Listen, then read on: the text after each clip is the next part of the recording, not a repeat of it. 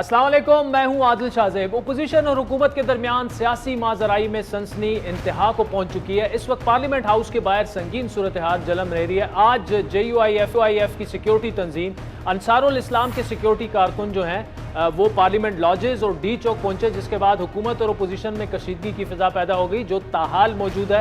हुकूमत ने भी इस्लामाबाद पुलिस को पार्लियामेंट लॉजेस में ऑपरेशन के अहकाम जारी कर दिए हैं, जिसके बाद पुलिस एहलकारों और अपोजिशन अरकान के दरमियान हाथापाई और शदीद माजराई हुई। पुलिस की जानिब से JUI के MNA सलाउद्दीन अयूबी को गिरफ्तार भी कर लिया गया है, जबकि सेनेटर कामरान मुर्तज़ा और 2-3 और MNAs हैं जिन पर यह बताया जा रहा है कि उन्हें तशद्दुद का भी सामना करना पड़ा। जबकि अपोजिशन कायदीन ने पार्लियामान के बाहर पहुंचकर अपने अरकान और कारकुनों को भी पहुंचने की कॉल दे दी है, यानी मामलात बिगड़ते जा रहे हैं। अपोजिशन ने यह हिकमत अमली इस खदशे के तहत अपनाई जो अपोजिशन कैंप में अपने अरकान के अदम एतमाद के मौके पर गायब हो जाने की सूरत में मौजूद थे। दूसरी जानिब अब से कुछ देर पहले DGISPR की अहम प्रेस कॉन्फ्रेंस हुई, जिसमें उन्होंने मौजूदा सियासी हालात से मुतालिक दो टोक मौक़िफ़ अपनाते हुए कहा कि फ़ौज का सियासत से कोई ताल्लुक नहीं और इस बारे में कोई क़ियासराई भी ना की जाए, ना ही इस मुतालिक गैर ज़रूरी बहस की जाए, और यही सबके लिए अच्छा होगा। DGISPR के इस मौक़िफ़ के पीछे आज हुकूमत और अपोजिशन दोनों जानिब से की जाने वाली वो प्रेस कॉन्फ्रेंस थी जिसमें बार बार फ़ौज को एक दूसरे कैंप या फ़ौज को बदनाम करने के जो इल्ज़ामात एक सियासी इल्ज़ामात है वो लगाए गए। इसके अलावा अदम एतमाद बताया जा रहा है बड़ी सीरियस मूव है और रिक्विजिशन हो चुकी है। 2-3 दिनों में असम्बली का इजलास बुलाया जा सकता है, ये हुकूमत का कहना है। इस मुतालिक तफसीली गुफ्तगू करेंगे। हमें ज्वाइन किया PTI के सीनियर रहनुमा वज़ीर गुलाम सरवर खान साहब ने। खान साहब, thank you so much for joining us. आपसे चंद गज के फासले पर पार्लियामेंट लॉजेस में ये क्या हो रहा है सर? आप मतलब पुलिस अंदर दाखिल होगी है लॉजेस में, वहाँ पर आपको पता है जिस तरह एक कौमी असम्बली का तकद्दुस होता है, पार्लियामेंट का होता है, इसी तरह वहाँ पे फैमिलीज़ हैं, मेंबर पार्लिमान हैं। ये मुशावरत से और कुछ मतलब अफाम व तफहीम से ये मसला हल नहीं हो सकता था? अब तो ऐसा लग रहा है कि बिल्कुल एक ऑपरेशन शुरू कर दिया गया है लॉजेस में। ये जो कुछ हुआ है जी गलत हुआ है और ये नहीं होना चाहिए था। अगर पार्लियामेंट में दहशत गर्दान घुसें तो उन्हें निकालने के लिए फोर्स इस्तेमाल नहीं की जाएगी। तो अंसारुल इस्लाम एक उनकी कुछ पॉलिटिकल फोर्स तो नहीं है, वो एक दहशत गर्द फोर्स है।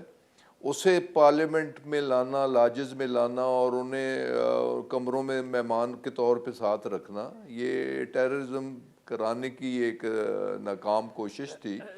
तो पुलिस को कतई कलामी की माफ़ी, लेकिन दहशतगर्द, आप डेटेड तंजीम को दहशतगर्द कहते हैं, ये मुहाफिज हैं, उनके पास आते जाते रहते हैं। उनका ये कहना है कि इनका तो कोई शिद्दत पसंदी देखें, पुलिस की जिम्मेदारी है, पुलिस कस्टोडियन है, पुलिस तैनात है, अरसा दराज से तैनात है, तकद्दुस है इस अदारे का, कौमी असम्बली का भी, पार्लियामेंट लॉजेस का भी। और हर हुकूमत वक्त की जिम्मेदारी होती है कि लॉ इन्फोर्समेंट एजेंसीज हिफाजत करती हैं और अपनी पर्सनल फोर्स लाने की और अपने पर्सनल गार्ड्स ला के रखने की कोई ज़रूरत नहीं थी।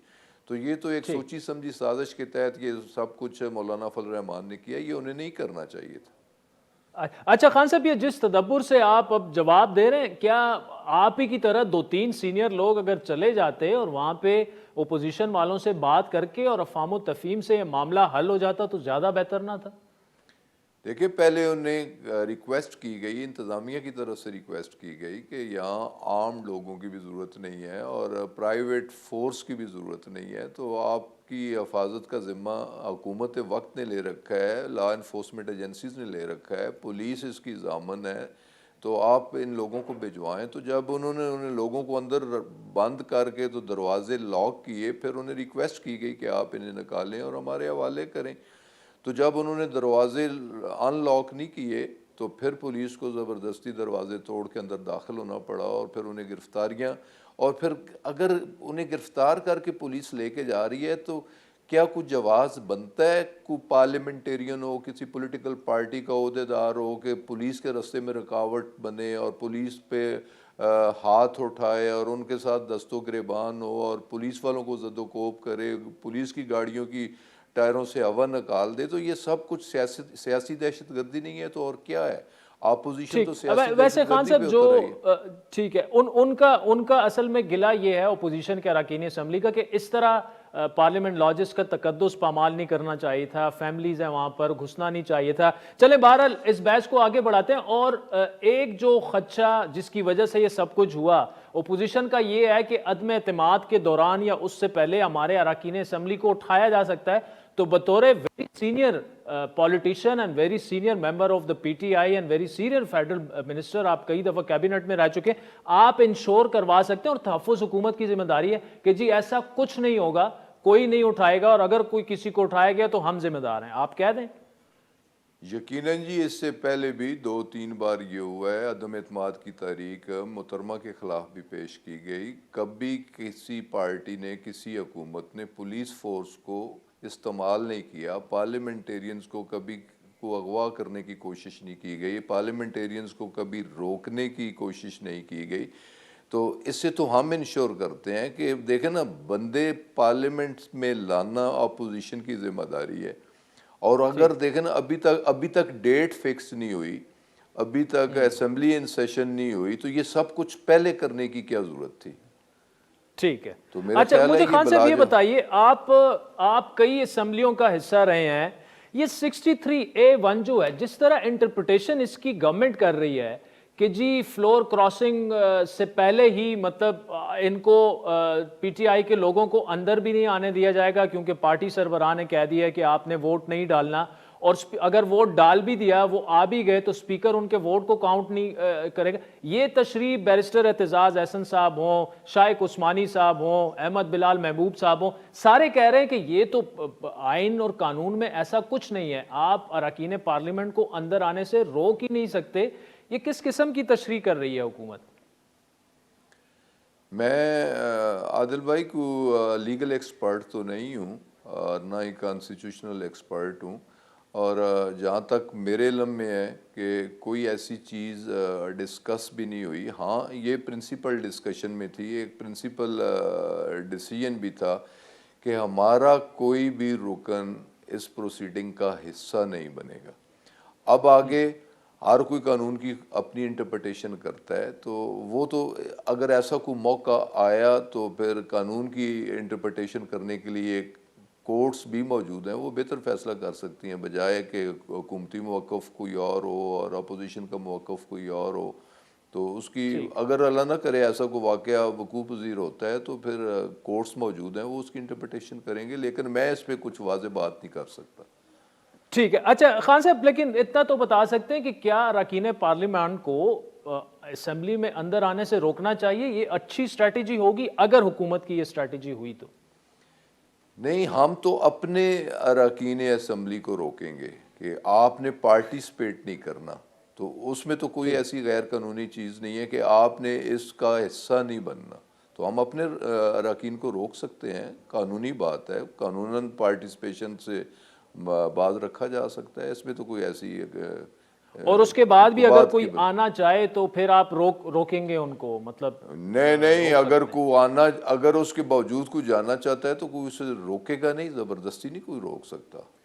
ٹھیک۔ اچھا خان صاحب، عدم اعتماد کے لیے اپوزیشن بڑی کانفیڈنٹ ہے، کل تک 190 نمبر تھا، آج ہمیں بتایا جا رہا ہے 195 ہو گیا ہے۔ کچھ آپ کے لوگ، مطلب کل چیمہ صاحب پرائم منسٹر سے ملے، انہوں نے کہا جی آپ اپنا گھر ان آرڈر کریں، 15-20 لوگ آپ کے آلریڈی ان سے مل چکے ہیں، اور کاف لیگ کے لیے بھی بڑا مشکل ہوگا پھر آپ کا ساتھ دینا۔ تو حکومت اب تو گھبرانا شروع کرنا چاہیے، ہو جانا چاہیے آپ لوگوں کو۔ حکومت بالکل ریلیکس بیٹھی ہے، پرائم منسٹر بڑے کانفیڈنٹ ہیں، ہم بڑے ریلیکس بیٹھے ہیں، اور کوئی بھی رکن اسمبلی پی ٹی آئی کو چھوڑے گا نہیں، یہ میں ایک بڑے واشگاف الفاظ میں کہہ رہا ہوں۔ ہاں، اپوزیشن اپنے ممبران کی خیر منائے کہ ان کے کچھ ممبران حکومت کے ساتھ رابطے میں ہیں، تو ہم تو اس بات کا انتظار کر رہے تھے کہ یہ انسرٹنٹی ختم ہو، تحریک عدم اعتماد لائیں، حالانکہ ہمارے پاس اب کافی دن ہے۔ 8 تاریخ کو اگر عدم اعتماد کی تحریک اسمبلی سیکریٹریٹ میں جمع کروائے گی تو within 14 days اسپیکر کی یہ صوابدید ہے کہ وہ 14ویں دن بھی اجلاس بلا سکتا ہے، اور پھر 14ویں دن اجلاس بلا کے پھر موشن پیش کرنی، پھر 7 دن ہے کہ اسے ڈیسائیڈ بھی کروا سکتا ہے، لیکن حکومت اس بات پہ ضرور غور کر رہی ہے کہ ہمیں آخری حد تک نہیں جانا، جلد از جلد، کیونکہ ہمارے نمبرز پورے ہیں، اور جلد از جلد اس موشن کی ڈسپوزل ہو اور قوم کو اس عذاب سے نجات دلائی جائے اور یہ بے یقینی کی کیفیت ختم کی جائے۔ ٹھیک، اچھا خان صاحب، you are one of those ministers کے جو وزیر اعظم کے منہ پہ کابینہ کے اجلاس میں، اور دو تین چیزوں کا تو مجھے بالکل پتہ ہے، وہ آف دی ریکارڈ چیزیں، لیکن آپ کہہ دیتے ہیں کہ ادھر ہم نے غلطی کی، ادھر کی، اور اس کو سدھارنا چاہیے۔ پنجاب، عثمان بزدار صاحب، اب دیکھ رہے ہیں بہت بڑا ایشو وہاں پہ کھڑا ہو گیا ہے، دو تین گروپس جو ہیں، ترین صاحب کے، علیم صاحب کے، اور بھی، وہ بہت بڑا ایشو وہاں پہ بن گیا ہے۔ تو کیا وقت آ چکا ہے کہ پرائم منسٹر صاحب کو، بزدار صاحب کو چینج کرنا چاہیے، ورنہ اس کا ایفیکٹ جو ہے وہ مرکز میں بھی وہ اب فیل کریں گے؟ دیکھیں جی، اس وقت تو ہمارا تمام فوکس مرکز پہ ہے، جہاں عدم اعتماد کی تحریک پیش کر دی گئی ہے، اجلاس کے لیے ریکویزیشن داخل کر دی گئی ہے۔ ہم نے سب سے پہلے اس سے نپٹنا ہے، اس کا ڈسپوزل کرنا ہے۔ تو اس کے بعد پنجاب میں ہم دیکھیں گے، یہ پیورلی ڈسکریشن ہے پرائم منسٹر کی، اس کی صوابدید ہے، اور اراکین صوبائی اسمبلی پی ٹی آئی کی صوابدید ہے کہ وہ اپنی لیڈرشپ قائد ایوان تبدیل کرنا چاہتے ہیں یا موجودہ قائد ایوان سے کنٹینیو کروانا چاہتے ہیں۔ تو یہ فیصلہ اس کے بعد ہوگا، تو فیصلہ کچھ بھی ہو سکتا ہے، لیکن طریقے عدم اعتماد کی کو ناکام کرانے کے بعد اس پہ کوئی فیصلہ ہوگا۔ اچھا خان صاحب، جہانگیر ترین جو ہیں وہ آپ کے سیاسی دوستوں میں بڑے قریب ترین سمجھے جاتے ہیں، کیا ان سے اس وقت ان کو کوئی مشورہ دینا چاہیں گے یا کوئی ریکویسٹ کرنا چاہیں گے ان سے؟ دیکھیں جی، میرے سیاسی دوست نہیں ہیں، میرے ذاتی دوست ہیں، ذاتی پہلے ہیں اور سیاسی بعد میں ہے، اور بالکل ان کی بڑی کنٹریبیوشن ہے تحریک انصاف کو بنانے میں، ان کی بڑی کنٹریبیوشن ہے تحریک انصاف کی حکومت لانے میں۔ تو ایک گھر کے اندر دو بھائیوں کے مابین بھی اختلاف ہو سکتا ہے، ناراضگی ہو سکتی ہے، اور میرا دل گواہی دیتا ہے کہ وہ تحریک انصاف کا ساتھ نہیں چھوڑیں گے۔ ان کی ہمدردیاں آج بھی تحریک انصاف کے ساتھ ہیں۔ وہ کئی ایک بار اس پہ سٹیٹمنٹس بھی دیکھ چکے ہیں کہ میں تحریک انصاف کا ہوں، تحریک انصاف کے ساتھ ہوں، تحریک انصاف کے ساتھ رہوں گا۔ یہ ناراضگی کے باوجود ان کی سٹیٹمنٹس موجود ہیں، تو میرا دل گواہی دیتا ہے کہ وہ تحریک انصاف کو چھوڑ کے کہیں نہیں جائیں گے۔ لیکن خان صاحب، مختصراً آپ کے ایک اور قریبی دوست ندیم افضل چند صاحب کا کوٹ ہے، گل اون ود گئی ہے، وہ زیادہ ود گئی ہے گل، ابھی تو میرا خیال ہے کہ ترین صاحب دوسری طرف چلے جا چکے ہیں۔ یہ وقت بتائے گا، گل ودے گی نہیں، گل کٹے گی، فاصلے سمٹ جان گے، فاصلے کٹ ہو جان گے۔ یہ فاصلے اسی جڑے انہوں نے سمٹانا ہے، کٹ کرنا ہے۔ ٹھیک، چل غلام سرور خان صاحب، تھینک یو سو مچ۔ عظیم وقت تو چاہتا ہے ایک بریک کا، جس کے بعد نون لیگ کے سینئر نائب صدر، سابق وزیر اعظم شاہد خاقان عباسی صاحب ہمیں جوائن کریں گے، ہمارے ساتھ رہیے۔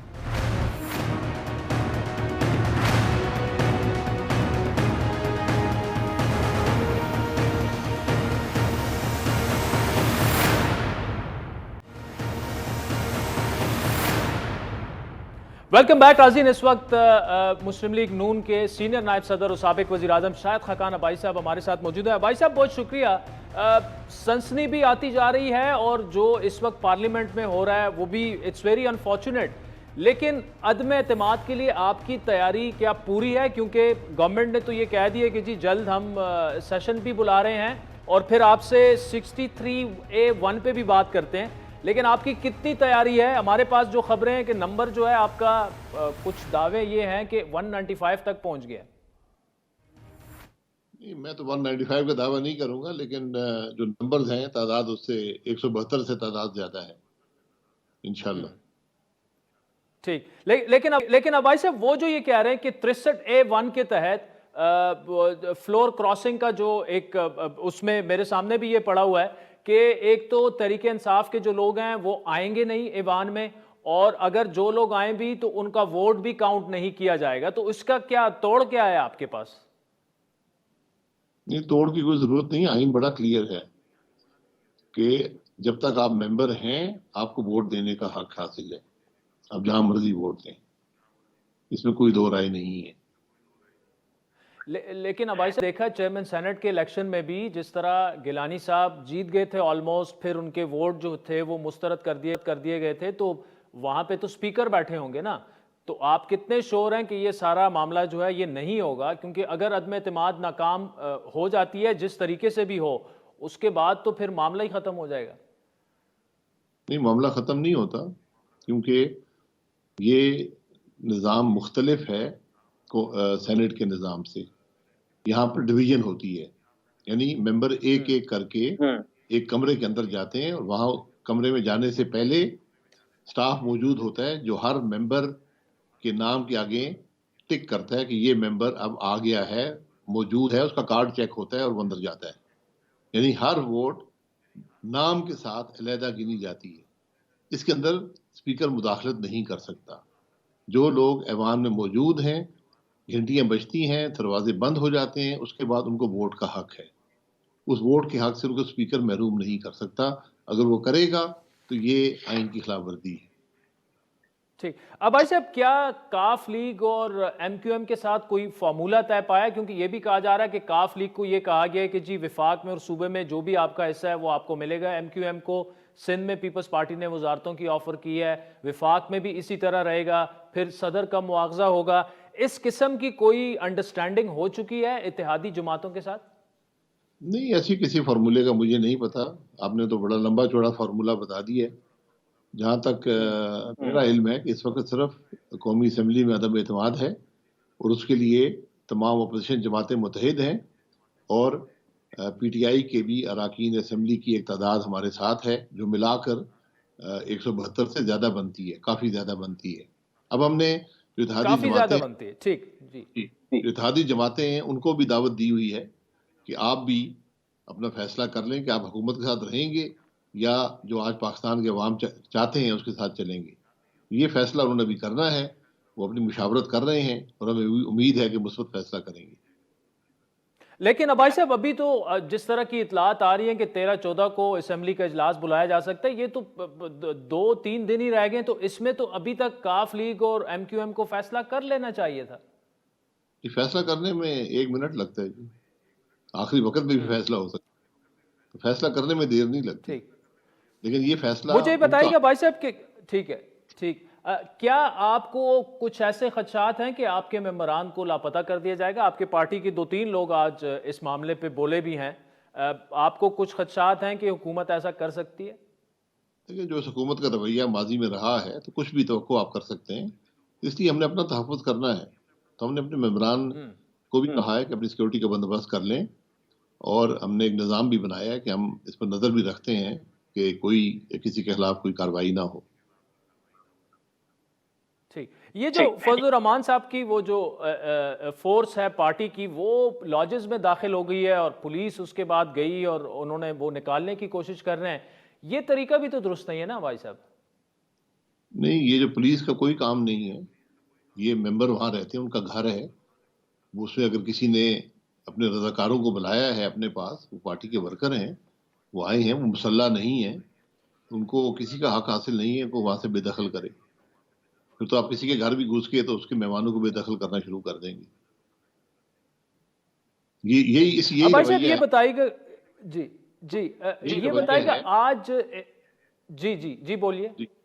नहीं, मैं कह रहा हूँ यही रवैया है जो इन सब बातों को मशकूक बनाता है, जो हुकूमत का रवैया है। ठीक। अब भाई साहब, आज इंफॉर्मेशन मिनिस्टर ने एक स्टेटमेंट दी कि जी आइन के तहत जो स्कीम ऑफ थिंग्स है उसमें फौज जो है हुकूमत के अंडर है और हुकूमत के साथ ही उनको रहना होगा। अगर हुकूमत के साथ नहीं रहती तो वो आइन के बरक्स होगा, फौज ने आइन पर अमल करना है। What do you make of this statement? पता नहीं, वो मुख्तलिफ स्टेटमेंट्स देते रहते हैं। जहाँ तक मेरी नॉलेज है तो फौज का वोट नहीं है जो वो कौमी असम्बली में डालते हैं। तो क्या मतलब है कि उनके हुकूमत के साथ रहना होगा? हुकूमत तो मुल्क के साथ होती है, जो फौज तो मुल्क के साथ होती है, किसी शख्स या इंफॉर्मेशन मिनिस्टर के साथ नहीं होती। ठीक, तो अब भाई साहब अभी तक आप मुतमईन हैं? कोई कॉलें वगैरह, कोई दबाव, कोई किसी जो पहले जिस तरह से आपकी बड़े गिले शिकवे होते थे, अभी तक कुछ मतलब इट्स ऑल गुड? जी, कोई कॉल आएगी तो बता देंगे जी, हमें छुपाने की जरूरत नहीं है। اور اللہ نہ کرے یہ کالیں آئیں، یہ کالیں ہی ہیں جنہوں نے ملک کے نظام کو یہاں تک پہنچایا ہے۔ ٹھیک، عباس صاحب ایک بات یہ بھی ہو رہی ہے کہ جی شاید پنجاب میں دباؤ ڈلوا کر پنجاب میں بزدار کو چینج کر دیا جائے گا اور یہاں پہ عدم اعتماد ڈیفیوز ہو جائے گی۔ پنجاب میں معاملات جو ہیں وہ ایسا لگتا ہے کہ پی ٹی آئی کے ہاتھ سے بڑی تیزی سے نکل رہے ہیں اور وہاں پر عدم اعتماد کے زیادہ چانسز ہیں بجائے قومی اسمبلی کے۔ تو پنجاب پہ اس وقت فوکس ہے، وہاں پہ آپ عدم اعتماد لانے کا ارادہ رکھتے ہیں اس سے پہلے، قومی اسمبلی سے پہلے؟ نہیں، ابھی ایسا کوئی ارادہ نہیں ہے، لیکن ہمیشہ یہ آپشن رہتا ہے کہ آپ صوبے کے اندر بھی عدم اعتماد کر دیں۔ تو میں نہیں سمجھتا ہوں کہ بزدار صاحب کے رہنے یا نہ رہنے کا تعلق قومی اسمبلی کے عدم اعتماد سے ہے۔ ٹھیک، اور چودھری پرویز الہی کو کیا ایکسیپٹیبل ہیں بطور سی ایم نون لیگ کے لیے؟ دیکھیں، سی ایم تو پنجاب میں تو ابھی سی ایم بزدار صاحب ہیں، جب وہاں پہ کبھی اگر عدم اعتماد ہوا تو اس کے بعد فیصلہ کیا جائے گا کہ اپنے الیکشن میں جانا ہے، حکومت بنانی ہے، تو یہ سب معاملات اس وقت ڈسکس ہو سکتے ہیں۔ لیکن فی الحال اگر چودھری صاحبان یہ کہیں کہ ٹھیک ہے جی ہمیں آپ سی ایم بنا لیں اور ہم آپ کو عدم اعتماد میں آپ کا ساتھ دیتے ہیں، تو یہ ایکسیپٹیبل ہے اپوزیشن کے لیے؟ دیکھیں، میں نے کہا نا، یہ تو بھی بات ممکن نہیں ہے کیونکہ وہاں تو عدم اعتماد ہو نہیں رہا۔ یہ عدم اعتماد تو قومی اسمبلی میں ہو رہا ہے، تو ابھی جو بات ہے وہ قومی اسمبلی کی ہوگی۔ اور عباس صاحب قومی اسمبلی میں کیا شہباز شریف کی بطور پرائم منسٹر اپوزیشن جماعتوں میں اگر عدم اعتماد کامیاب ہوتی ہے اس پر اتفاق ہو چکا ہے؟ دیکھیں، یہ فیصلہ اپوزیشن جماعتیں کریں گی کہ کیا ہم نے سیدھا الیکشن میں جانا ہے یا حکومت بنانی ہے، اور حکومت بنانی ہے تو کتنے عرصے کے لیے بنانی ہے، اور پھر کون اس حکومت کو لیڈ کرے گا۔ یہ فیصلے مشاورت سے ہو جائیں گے۔ تو اس کا مطلب یہ کہ ابھی شہباز شریف صاحب کے نام پر اتفاق نہیں ہوا؟ نہیں، یہ بات ڈسکس نہیں ہوئی ہے، اس بات میں کوئی فائنلٹی نہیں ہے، نہ اس پر بحث ہوئی ہے۔ سر آپ بھی وزارت عظمیٰ کے امیدوار ہیں؟ نہیں، میں نہیں ہوں جی، میں کسی ذاتی طور پر کسی حکومت کے بننے کے حق میں نہیں ہوں۔ آپ کو سیدھا عوام کے پاس ایک نئے مینڈیٹ کے لیے جانا چاہیے۔ بہرحال جو اپوزیشن فیصلہ کرے گی ہم سب اس کے تابع ہیں۔ ٹھیک، لیکن عباس صاحب اگر پارٹی آپ کو کہے کہ جی آپ نے بننا ہے تو پھر تو آپ کو پارٹی کا خیال رکھنا پڑے گا۔ میں امیدوار نہیں ہوں کسی عہدے کا۔ ٹھیک، چلے شاہد خاقان عباس صاحب، thank you so much for joining اس۔ ناظرین وقت تو چاہتا ہے ایک بریک کا، جس کے بعد جہانگیر ترین گروپ سے بات کریں گے، وہ کہاں کھڑے ہیں اس وقت، ہمارے ساتھ رہیے گا۔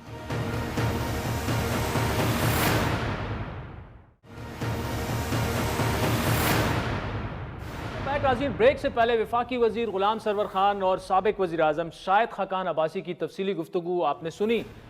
اس وقت بھی اسلام آباد کے بعد اگر نظریں کسی اور شہر پر جا کر ٹکتی ہیں when it comes to politics، وہ لاہور ہے، اور لاہور میں جہانگیر ترین گروپ جو ہے وہ اس وقت سب کی نظروں میں اس وقت آ چکا ہے۔ فیصلہ انہوں نے کرنا ہے کہ بزدار صاحب نے گھر جانا ہے یا نہیں جانا، کیونکہ ان کے جو نمبرز ہیں۔ اس وقت ہمارے ساتھ فیصل حیات جبوانہ صاحب موجود ہیں، مشیر ہیں وزیر اعلیٰ عثمان بزدار کے، لیکن جہانگیر ترین گروپ سے ان کا تعلق ہے، ان کے مرکزی رہنما ہے۔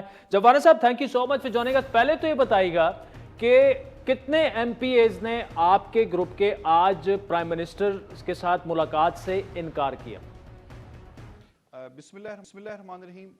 پاکستان تحریک انصاف ترین گروپ کے جو ہم ایم پی ایز ہیں، تقریباً 17 کے قریب ایم پی ایز جو ہیں، انہوں نے جو ڈے ون سے ہم آ رہے ہیں، میرے خیال میں ہمارا کوئی بھی ایک بھی ممبر ایسا نہیں تھا جنہوں نے آج پرائم منسٹر آف پاکستان کی جو لاہور میں پارلیمانی میٹنگ کال کی ہوئی تھی، وہاں پہ کوئی ایک شخص بھی جس کا تعلق پاکستان تحریک انصاف کے ساتھ تھا وہ نہیں گیا، سوائے ایک کے جو کہ دو تین روز پہلے جو ہیں کچھ دنوں کے لیے ہمارے ساتھ بالکل آئے تھے، لیکن انہوں نے اپنی پریس کانفرنس کر کے اپنی لائلٹی جو ہے وہ ترین گروپ سے علیحدگی کا علیحدہ ہو گئے تھے۔ اچھا جبوانہ صاحب، یہ ہوا کیا کہ علیم خان صاحب ایک دن آتے ہیں، لمبی چوڑی تقریر کرتے ہیں کہ جہانگیر خان کے ساتھ زیادتی ہوئی، میں آپ کا بھائی ہوں، میں آپ کے ساتھ شامل ہوں، پھر اچانک ہی وہ اسلام آباد میں کچھ ملاقاتیں کرتے ہیں، لندن چلے جاتے ہیں، اور وہ جس طرح گروپ میں جتنی تیزی سے آئے تھے اتنی تیزی سے وہ نکل کے چلے گئے؟ دیکھیں علیم خان صاحب جو ہیں وہ ہمارے لیے بہت ہی قابل احترام ہیں اور پاکستان تحریک انصاف کے لیے ان کی خدمات جو ہیں وہ یقیناً ان کو یاد رکھا جائے گا.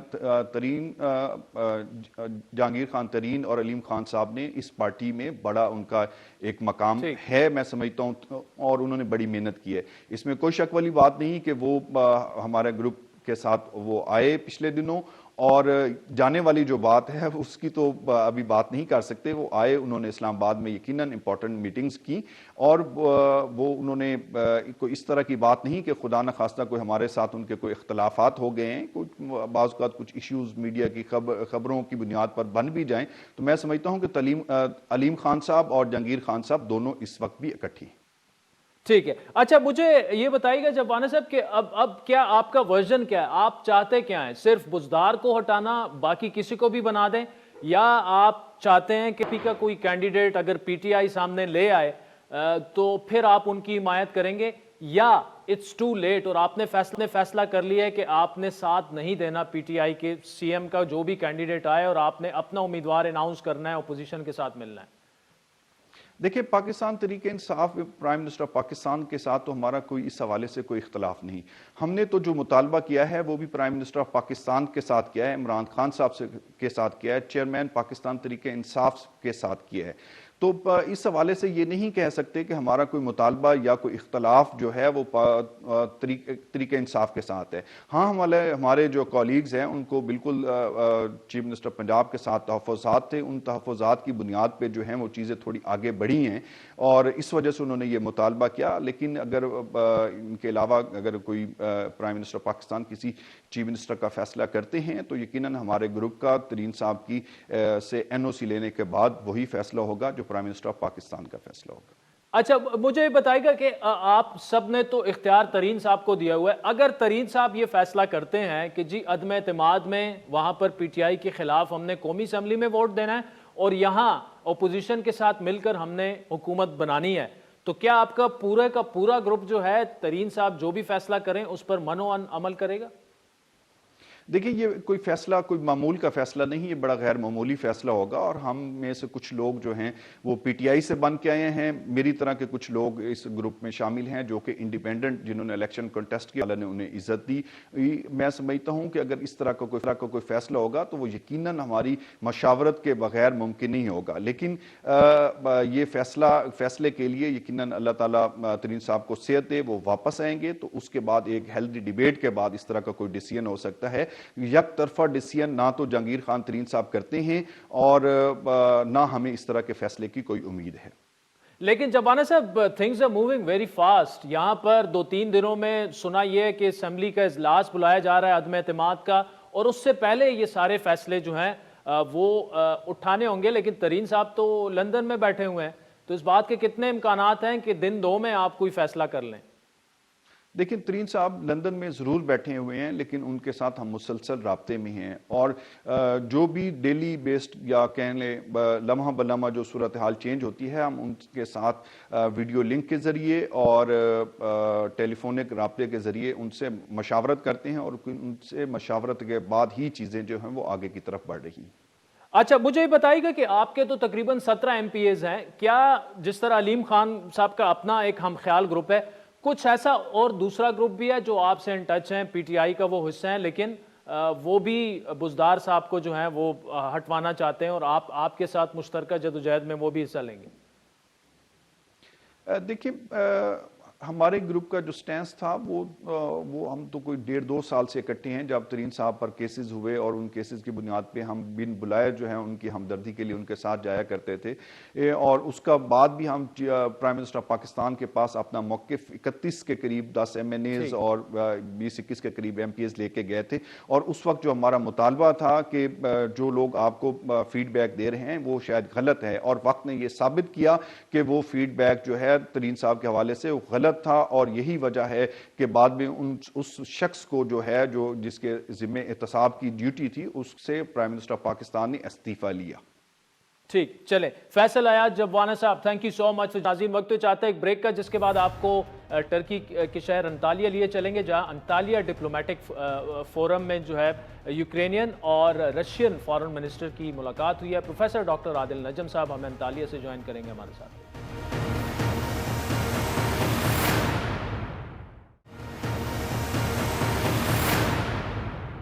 वेलकम बैक नाज़रीन। रशिया की यूक्रेन पर हमले को 2 हफ्ते गुजर चुके हैं और अब इतलात ये आ रही हैं कि रूस की यूक्रेन में पेशकदमी की रफ्तार थोड़ी सी कम हो गई है। फिजाई हमलों में भी कमी आ रही है, लेकिन रूसी हमले के नतीजे में 2 लाख से ज़्यादा यूक्रेनी शहरी मुल्क बदर होने पर मजबूर हो चुके हैं, जबकि अक़वाम मुत्तहिदा के मुताबिक इस लड़ाई में अब तक 500 से ज़्यादा यूक्रेनी शहरी जो हैं वो मारे जा चुके हैं। इसी दौरान तनाज़े के सिफारती हल के लिए तुर्की की सालसी में आज अंतालिया में यूक्रेन, रशिया और टर्की के वज़राए ख़ारजा का सहफ़रीकी इजलास हुआ, मगर कुछ वो नतीजा खेज साबित नहीं हुआ।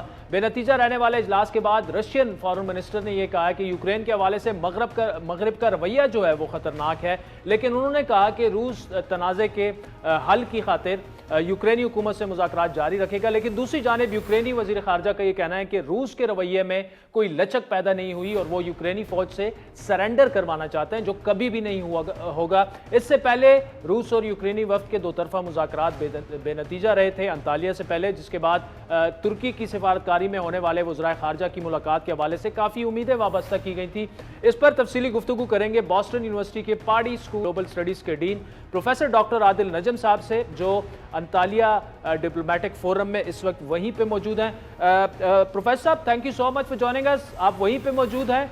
पूरी दुनिया का मीडिया का जो था इस वक्त मरकज़ जो था वो हेडलाइंस जो वहीं से बन रही हैं, रशिया और यूक्रेन के वज़राए ख़ारजा की मीटिंग की क्या हुआ, और हमें तो यही जो रिफ्लेक्ट हो रहा है कि नतीजा खेज कोई मुज़ाकरात साबित नहीं हुए। देखिए, नतीजा खेज तो आज भी नहीं था, और ये मेरे ख्याल में किसी को शायद एक्सपेक्टेशन भी नहीं थी कि आज नतीजा हो जाएगा इतनी बड़ी चीज़ का। एक बार मिलेंगे और कहेंगे अच्छा जी सब ठीक ठाक है, ऐसा तो नहीं। लेकिन मिले, अच्छा हुआ। मिलने के बाद ये कहा कि हम इसके बाद फिर से मिलेंगे, बहुत अच्छा हुआ। और तीसरा ये कि अब ये भी लग रहा है कि शायद पुतिन साहब की और ज़ेलेंस्की साहब जो 2 हेड ऑफ स्टेट्स हैं, उनकी भी मीटिंग होगी। That would also be very good. So I think अगर कुछ इससे विक्ट्री है तो वो ये है कि डिप्लोमेटिक गुफ्तगू हो रही है। गुफ्तगू हमेशा जंग से बेहतर होती है। अगर किसी की जीत हुई, तुर्की ने अगर जीत हुई तो ना वो रशिया की है ना वो यूक्रेन की है, दोनों ने कम से कम बात की, दैट वाज गुड।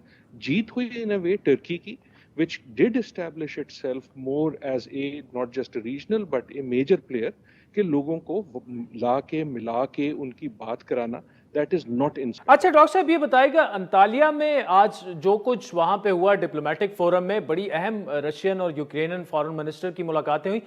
अमेरिका इसको किस नज़र से देख रहा है? स्पेशली तुर्की का जो एक बड़ा मेजर रोल इसमें उन्होंने प्ले किया, और तुर्की और अमेरिका के ताल्लुकात भी आपसे बेहतर कौन जानता है, कुछ ज़्यादा अच्छे नहीं। वो मेरे ख्याल में या चाहे अमेरिका हो चाहे यूरोप हो, एक नज़र से वो ये देख रहे हैं कि वो दोनों इस मुलाकात में शामिल नहीं थे, और शायद होना चाहते भी नहीं, शायद हो सकते भी नहीं। लेकिन इस नज़र से भी देख रहे हैं कि जो रीजनल डायनामिक है उसमें एक तरह से टर्की ने अपनी अहमियत को एक तरह से फिर से जाहिर किया है कि तुर्की के लिए ये दोनों जो है, रूस हो या यूक्रेन हो, ये उनके हमसाए में है।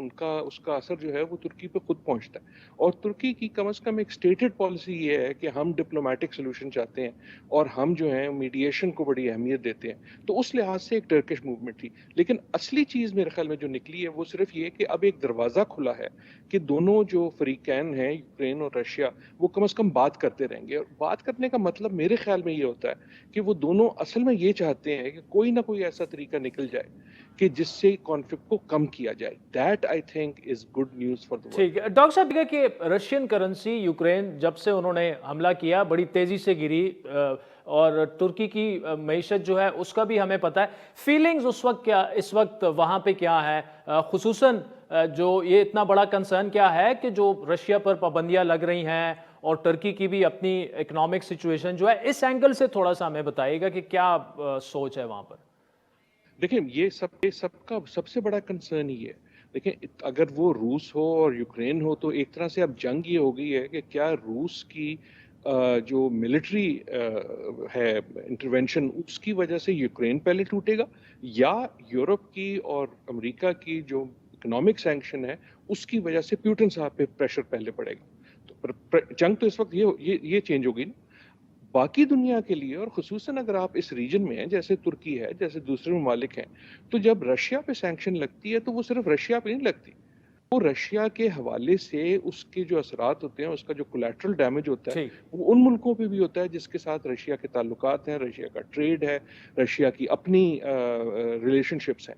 تو اس لحاظ سے اب بہت زیادہ جو فوکس ہے ساری دنیا کا وہ ان اکنامک سینکشنز کا ہے, ناٹ اونلی کہ what they do to Russia but what do they do to the regional and global economy. اچھا, آج فلسطینی فارن منسٹر نے بھی وہاں پر سپیچ کی اور کافی عرصے بات کی. ترکی اور اسرائیل کے تعلقات کسی سے ڈھکے چھپے نہیں, اور آپ وہاں پر موجود تھے. اس بارے میں ذرا بتائیے گا کیا ہوا.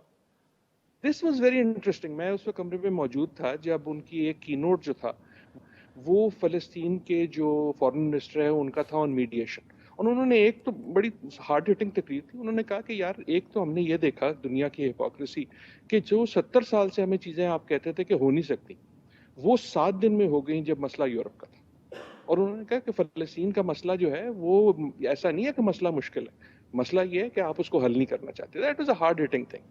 ڈپلومیٹکلی میں اس لیے مسکرا رہا ہوں کہ ہم نے پچھلے 2-1 دنوں میں جو تصویریں دیکھی ہیں وہ اسرائیل کے پرائم منسٹر کا دورہ تھا ٹو ٹرکی, اور وہاں میرے خیال میں ایک ڈپلومیٹک لیسن ہے ہمارے جیسے ملکوں کے لیے بھی کہ ٹرکی نے ایک طرف سے وہ دورہ بھی کیا, دوسری طرف سے جو فلسطینی اتھارٹی ہے اس کے جو فارن منسٹر ہیں ان کو یہ ایک فورم بھی دیا.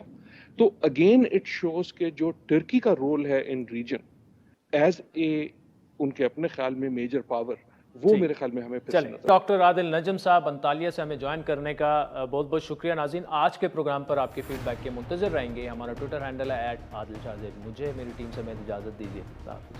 ہر پیر سے جمعرات اپنے پسندیدہ شو لائیو ود عادل شاہ زیب کو یوٹیوب پر دیکھنے کے لیے ڈان نیوز کے آفیشیل یوٹیوب چینل پر آئیں اور سبسکرائب کر کے بیل آئیکن بھی پریس کریں.